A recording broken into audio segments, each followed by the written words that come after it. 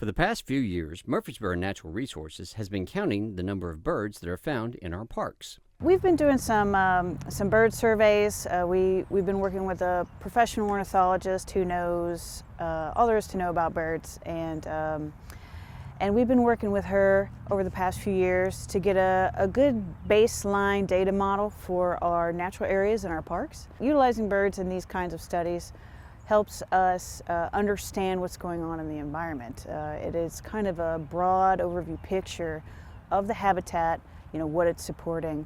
And birds are really good indicator species. Indicator species are good at kind of telling us what's going on with the environment. They just help us understand, based on what species are there, how many different kinds of species are there, of what's really going on in that space. And so we've utilized these bird surveys, which we're in the middle of, we're still working on them, to better understand our natural areas, and it's going to help us develop more comprehensive and more informed management strategies for these areas. The survey is quite extensive and covers all seasons throughout the year. The model that we're using is kind of point counts.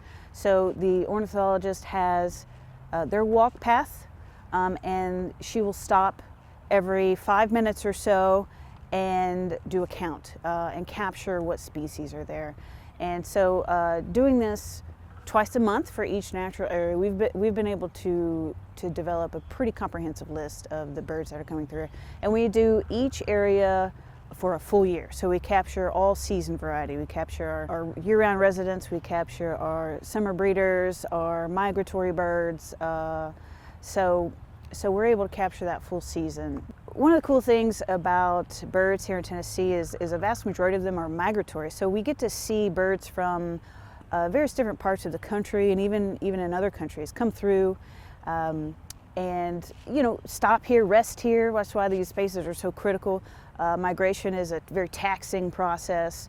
It takes a lot of resources and energy. So having these natural areas in place for these migratory birds is pretty critical to their survival. Several of our parks have already been surveyed, and the results have revealed some surprising bird residents.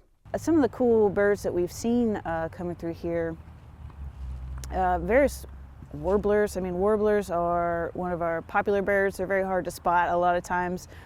Can be pretty elusive, but here in Old Fort Park, for instance, we've captured Kentucky warblers coming through. At Murfreesboro, so many unique birds come through there. The yellow-crowned night heron comes through there. We've got green herons come through there. They are losing their population about a rate of 50% since 1966. We've lost quite a few of those. So to have them at Murfreesboro is pretty good. We've got rusty blackbird, and those population numbers have decreased very drastically, like 90% population decrease. And as a result of Murfreesboro being there and providing space for them, we've counted sometimes upwards of 50 individuals of that species at one time in that space. So having those spaces available to these species is really critical to their survival. Gateway Island, we completed that survey last year. There are some cool species there because of its kind of open, grassy type nature. And we've seen the scissor-tailed flycatcher there, which is a really cool bird. It is unusual for it to be in Tennessee because we are outside of its natural range. So it's a cool thing to see there. So at the North Greenway, we just wrapped that one up. That is a very special area. We are seeing a lot of large birds of prey up there. Great horned owls, barred owls, Cooper's hawks, red-shouldered hawks, osprey, bald eagles. So when you have top predators that are able to be in a space together like that, that just tells us that habitat is in good shape.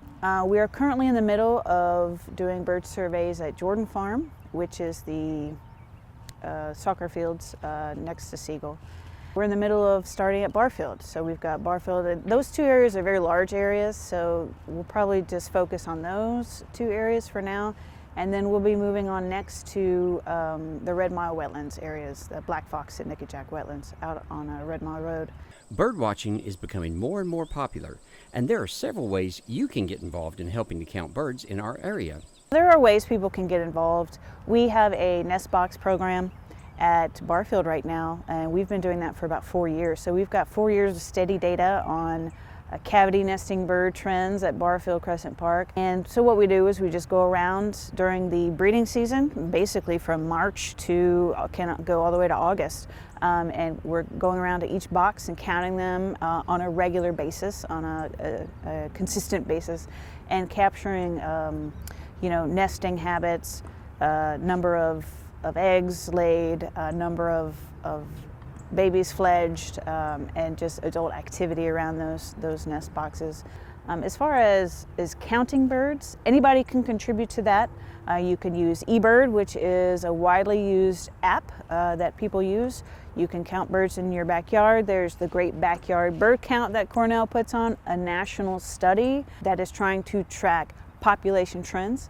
So having these surveys helps us understand better, again, what's going on in our environment and how we can make improvements. If we're seeing just a handful of a certain kind of species that relies on a specific kind of habitat or a specific kind of plant, we can manage for that. We can improve those conditions for those species. And that's only going to make our environment better, healthier, and in turn only going to make us better and healthier.